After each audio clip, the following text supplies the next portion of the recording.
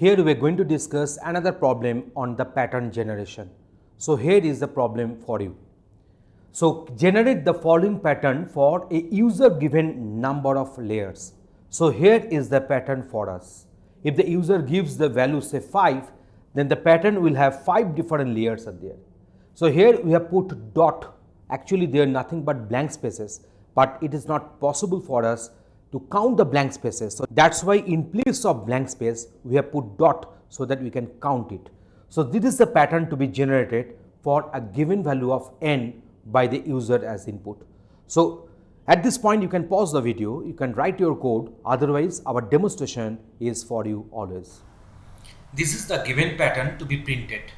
So this pattern is like one triangle, where triangle will be filled up with the character asterisk or star. To have a better clarity and for the better counting and understanding, we have replaced these blank spaces by dots so that you can easily count that how many blank spaces are there. Later in the execution, we can replace these dots by the blank spaces accordingly so that I can get only this star forming a triangle. So now here we will be forming one tracing table. Here the value of n given by the user is 5. So 5 layers are there in this particular drawing, in this particular pattern. So I is the layer number, so it should be ranging from 1 to 5.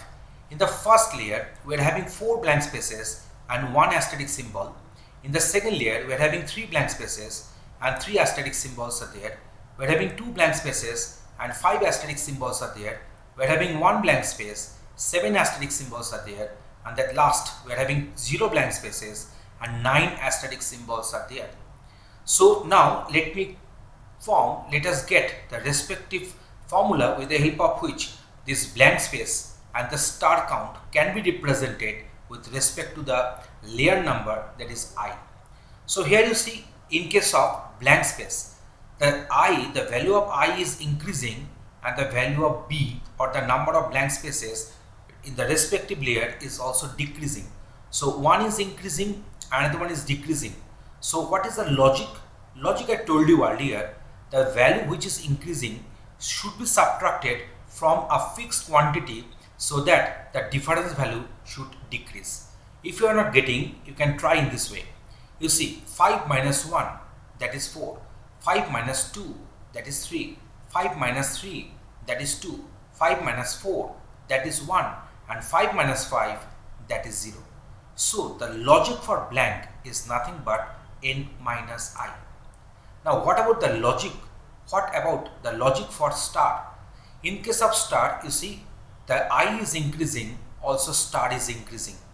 I is increasing by 1 and star is increasing by 2. So always remember, whenever one variable is increasing by 1 but the other variable is increasing by 2, in that case we should multiply this I by 2. So that means in this way I can get the logic. You see, 2 into 1, that is 2, minus 1, that is 1. 2 into 2, that is 4, minus 1, that is 3. 2 into 4, that is 8, minus 1, that is 7. 2 into 5, that is 10, minus 1, that is 9. So in this way I can get this formula, that is 2 into I minus 1.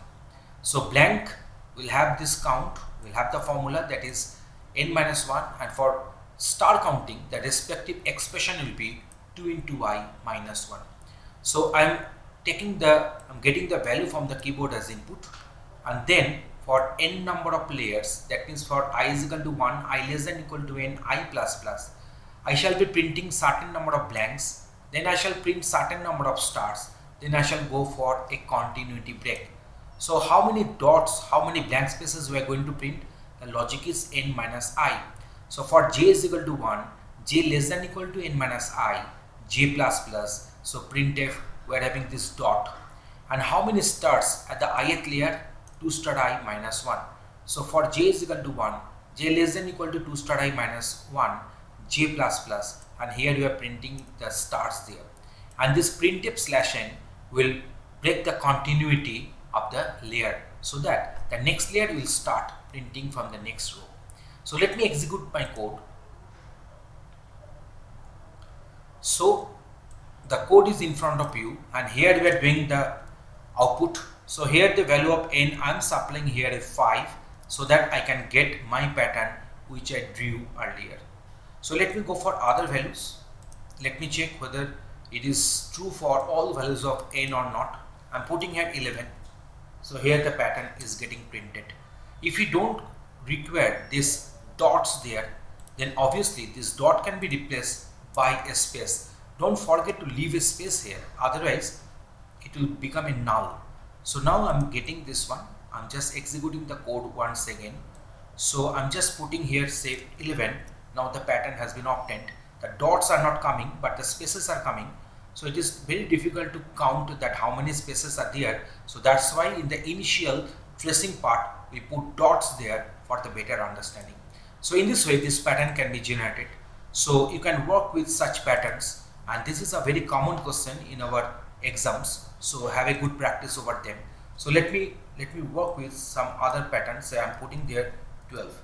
So now see, there is an even number I tried with 5 and 11, they were the odd numbers. So for the even number also the pattern looks good.